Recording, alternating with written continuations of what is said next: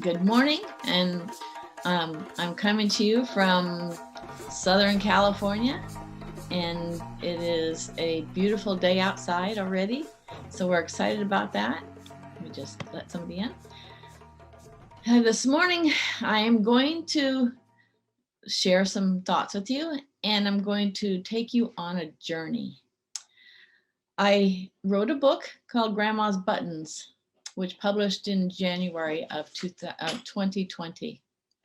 And of course, because of COVID, it wasn't really, I wasn't really able to promote the book as I had planned to. I had several book tours booked on airlines and they never were able to happen. I want to tell you a little bit about the journey of writing the book. The book, I took care of my late husband's grandmother. Her name was Mary, and she came to live with us, and the doctors told us she only had 2 months to live. It's a interesting story of how she came to live with us. We will talk about that later. But she did not live 2 months. She lived 12 years. And it was an adventure for our family. I had met her when I was 17 years old, when I started dating her grandson, Stephen. And she was instantly one of my dearest people in my life. I had just signed up to go to beauty school, and I was doing a high school program where we bridged from high school to the college. So Steve took me over to her because she had owned a hair salon back during the Depression. So she was quite the extraordinary woman. She told me the history of the permanent wave. She remembered everyone whose hair she burned off with the old-fashioned permanent waves where they were done with the machine. It was a delightful day. I learned so much about the industry way back when. The day, at that time, she was considered legally blind. They had just taken away her car. She was driving and not driving well. And so she was considered legally blind. She had gone to Braille Institute to learn how to crochet and how to do what things she could around the kitchen. So the journey I'd like to take you on is her life. How I'm going to do that is I'm going to become her for a while. Today is February 17th, 1900, and I've been born. I'm the first daughter of 3, born to wonderful parents, Charles and Lena. It's going to be a good life for me, I know. As time went on, I'm now 12. I have 2 little sisters. My mother's teaching me how to sew, how to cook, how to do all the things that are necessary for me to become a good wife. I like it. I'm enjoying my life. My father works for the Wabash. I love my father. My parents have taught me the Bible. I know about the Lord. And time goes on. I'm now 17. I'm having my first date. I'm so excited. I have a beau. I've always wanted a beau. He is so handsome. Oh, I love having a beau. And then time goes on. I'm now in my 20s. I'm just barely 21. I've met a man. He's not a boy like the last boy. He's a man, and I really like him. And we're about to get married. I'm so excited. I can't wait to be married. It's going to be a great life. And time goes on. It's 1927. I'm 27 years old. You know, because I was born in 1900, I'm always going to be the same age as the year, and I'm quite proud of that.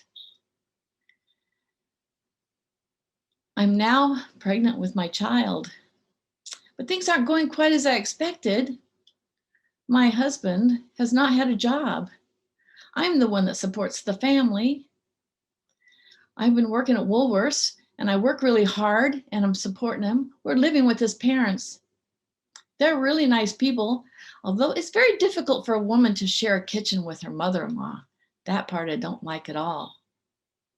But I really have a good relationship with Father Eberly. He's a nice man and he's easy to talk to. Harold's gone to the bars again. He says he's looking for a job, but he can't find a job sitting in a bar. I don't know why he isn't stepping up. I'm pregnant and I really am excited about having a child. I feel that baby in my womb. I feel his or her life inside me. I love being pregnant. So it makes me super happy. Not long after my beautiful son was born, it became more of a struggle. We can't live with his parents forever, but he is just not wanting to find a job. I need to think of what to do. We're in the Great Depression. Life is tough. I've gone to beauty school and now I have a job in a salon, but they went and closed down on me. I have to figure something out. I think I need to leave him. I don't know if it's the right decision. I just don't know. My parents are elderly now and I really think I should help take care of them. It's very difficult for them. Father Eberly, I think I'll talk to him about what to do. I explained to him that I think it's time for me to figure out what to do about Harold. I explained to him that all this time he still hasn't found a job. He doesn't even look for a job. He just sits at the bar. It's not the life I planned for me and especially for my son. It's a hard decision. I asked him what to do. He said I should leave him. Boy, is this a hard time to be a single mom, but that's what I'm going to do. And I'm going to take my parents in. Now, there is no such thing as Social Security yet. So I have to have the burden. But I have an idea. Even though it's a depression, there are people who want to get their hair done. So I've developed myself a small business where I travel from home to home and I wash and style all the ladies' hairs. I roll their hair in the rollers and I have a little portable hair dryer. And time goes on. My son is now 13. I've been divorced a long time now and I'm enjoying my business. I now have a salon. There's a man that comes by selling hair products. He comes by quite often. His name is Roy. He's handsome. He's a really nice man. I noticed that every day he only brings me one product instead of bringing me all that I need for the week. I think he's just trying to see me. That's okay. I'm ordering stuff that I don't even need because I want to see him. We are married now and life is good. He's a wonderful, wonderful man. He's kind and gentle and works real hard. We started a couple other businesses. We own a restaurant and we own a laundromat. But you know what? The laundromat's a little too much work. I am so tired of folding laundry. And time goes on. Life has been good. Now, my eyesight's becoming, I have glaucoma. I'm losing my sight. They say I'm going to be blind. I'm not excited about it, but I'm going to figure out a way to live with my blindness. And life goes on. I'm living in Anaheim, California. My family has all moved here. My child was born in Decatur, Illinois, and now I'm in California. I love it here. I have 3 grandchildren. I have a granddaughter who was born on New Year's Day. It was exciting, the very first grandchild. Then just a year and a half later, my grandson, my only grandson, Stephen, was born. And then beautiful Candace came. She is the youngest, and she has really filled the family. My grandson has met a girl. Her name is Geri. She and I have a lot in common. We talk about doing hair. I'm long since out of that business. Then time goes on. I'm not able to live by myself anymore. So they moved me to a place that's called assisted living. I love it here. They have crocheting classes and sewing classes, and they have concerts and many things to do. I have my own little apartment and I love it. And they make all my meals. I go down every morning, noon, and night, and I eat with my friends. My family can come to visit and they can have meals with me. Oh, my friends all love it when the family comes, and they come often. So much better than living by myself. One day, I forgot to button my blouse. I got to the breakfast room and they said, Mary, you can't come without your blouse buttoned. So I showed them. The next day I showed up with no blouse at all. I didn't really mean to. It's just I forgot to put it on. My final day there, that morning, I had 8 different medications to take. I was trying so hard to figure out which one to take, and if I'd taken this one or if I'd taken that one. So I took them again, and it made me pass out. I didn't show up for breakfast that day, so they came looking for me. They found me on the floor, and I was taken to the hospital. They pumped my stomach. They said I had had too much medicine. I didn't know I was doing that. It just was an accident. But the place I was living didn't allow me to come back, because there you have to be able to take care of yourself. So I was put into a convalescent home. Oh, I hate this place because I'm now totally blind. They put me in a diaper and tied my hands to the bed. Hey, out there, I need to go to the bathroom. Please come untie my hands. No one's listening. I've asked them 100 times, please come and untie my hands. I don't understand what I did wrong, why I'm in this place. My son was here. He seems disturbed by what's going on, but he's not here anymore.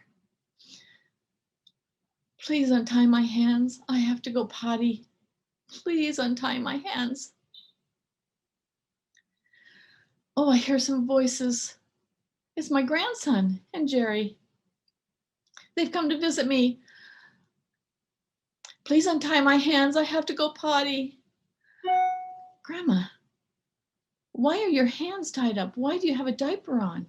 Just a week ago, you were fine. You didn't have these challenges.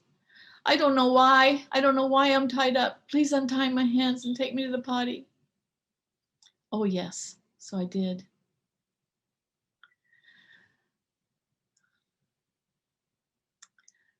I hear some ruffling out in the hallway. I hear Geri yelling at someone. I don't know what they're saying, but I hope I don't have to go back into this bed with my hands tied. The nurse came in and she's retied my hands. No, please don't tie me up again. I hear Geri and Steve crying. But now they've gone. Where'd they go? I want them back. A couple hours go by. I hear soft voices. Geri saying, Grandma, we've come to take you home. It's midnight now. Oh, okay. I want to go home and live with you. Shh, Grandma, keep your voice down. They don't know we're taking you. Steve got the wheelchair and put me in it. We got me dressed and out we went, and we're racing down the hallway. I hear the nurses screaming, "Hey, you can't take her out of here." The answer came back to her, "Oh, yes, we can. She's our grandma." But it was all yelled. "I'm in the car now. We're going to their house. I get to go live with them." Oh, I'm so excited. And we're now at the house. They have 4 children. I love being with my great-grandchildren. They are so wonderful. There's a girl and 3 boys. And they help me all the time. It's so much fun. I'm happy now. I don't have to be in that place. I'm happy I get to be with people who love me. My memory's going, and I'm not really remembering them as time has gone on. I know that there's good people taking care of me now. I'm in my 90s. It's the year 1990. I'm having a birthday party, but it's not really my birthday. I don't know why they're having it today. They keep saying it's my birthday, but it's not my birthday.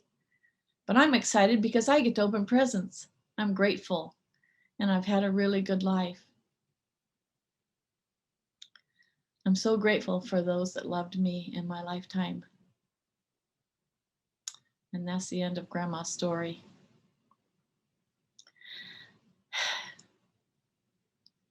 I decided to tell her story from her perspective. Because in the 12 years that she was with us, she told us those stories. She told us everything. We heard those stories over and over again. But the most interesting part about it is, I don't think we ever tired of the stories. My children were so wonderful about helping take care of her. Even when Grandma first came, my baby was 1.5 years, and he just loved going and getting things for his great grandma. Jeff was 4, and one day he was guiding her to the bathroom because she had to be potty trained. When we got her home, we potty trained her, and she walked with a walker, and she still wasn't familiar with the terrain of our family room. So Jeff was this little guy, and he was holding on to her walker, showing her where the bathroom was. And she says to him, "Let go of my walker." And Jeff in his little voice said, "Grandma, I'm helping you to the bathroom." But she couldn't hear him. "Let go of my walker," she said. "But I'm taking you to the bathroom, Grandma." So she took her fist and she swung at the hands on the walker, but she hit him on the side of the head, clocked him. He went flying on the floor. I come running from the kitchen. I saw it happening, and I couldn't get there fast enough. She had no idea she had hit a child. She thought she was removing the hands from her walker. So here we are sitting on the couch. She's crying because I yelled at her. I'm crying because I yelled at her. And Jeff's on my lap, and he's crying because he got hit. And she's crying, saying, "I did not know it was a child. I never would hit a child." And I remember thinking at that time, boy, do we have an adventure ahead of us. And it was. It was a wonderful adventure. She was eventually diagnosed with Alzheimer's. And my book is about the journey we had. Every day was a new day, and she relived those days. When I talked about her being 17, we relived that day many times, where she wanted a bow. And one day she had a bow because we had some friends over, and she was saying, "I really wish I had a bow." She was acting like she would often wake up in the morning and she would act like the age she was. So she was giddy and laughing and having a good time. So this young man that was at our home, a missionary from our church, His name was Elder Brown. So he says, I'll be her beau. So he sat down with her and held her hands and said, hi, my name is Elder Brown. I'll be your beau today. She started giggling and she got all excited. And she says, oh, I'm so happy to meet you, Elder Brown. What kind of name is Elder? What mother would name their child Elder? Elder was a title, but she didn't know that. So the whole day they sat and talked, and she asked me if he could come to dinner. My children, my two boys were young, and they were teasing all through dinner. So, Grandma, are you going to kiss Elder Brown? And she turned all shades of red, and they just laughed and laughed. We had a lot of fun. So my book is about that. It's about how to take care of someone and still enjoy the journey. And that we did. We loved having her. It was a great experience. I think it taught my children how to be strong, loving, caring adults. There's nothing better than the example of someone, especially as kind as Grandma Mary was, that to teach children and to have them serving other people is the best example of what the Lord has taught us on that we need to serve one another. We serve one another even in this conference as we listen to each other's stories, as we understand and have empathy for one another. That's serving one another. I'm a very strong proponent of giving service. It's been my life journey, is being able to serve others. And I'm grateful for the strength that I've had and for the example I had from my father, and because he did the same thing. And that is my story for today.